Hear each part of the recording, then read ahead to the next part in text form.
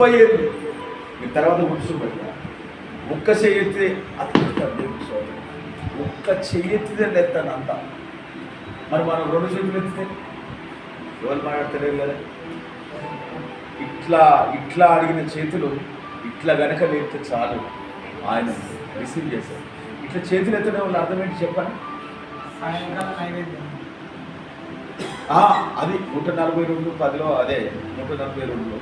కానీ అర్థం ఏంటంటే నా వల్ల కావట్లేదు, మా వల్ల కావట్లేదు, మేము చేయలేకపోతాను, నువ్వు చెయ్యి ఏదన్నా అంటే నేను ఎత్తునే నా వల్ల కావట్లేదు అని చేతులు ఎత్తడం, నా వల్ల కావట్లేదు అని చేతులు ఎత్తడం. మోసే చేతులు ఎత్తినప్పుడు ఇశ్రాయేలు గెలిచాడు.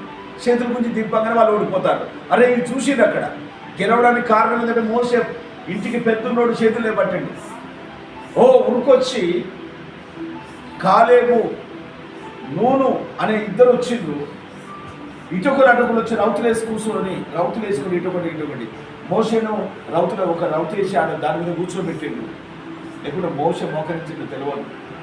అటొకరు ఇటు రౌతులు వేసుకుని రౌతుల మీద కూర్చొని మోసే చేతులు గట్టిగా పట్టుకున్నారు పైకి. ఒక్క చేతులు ఎత్తితేనే గెలిచింది అంతేగా.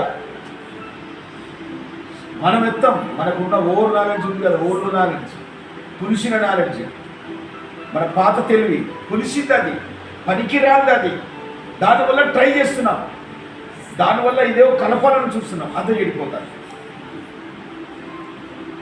పాతదాన్ని వదిలిపెట్టాం. నేను కూడా ఈ 3 రోజుల ప్రార్థన నుండి అదే నేర్చుకున్నాను. పాతది వదిలిపెట్టాను. డాడీ రాత్రి ఒక మాట అన్నాడు,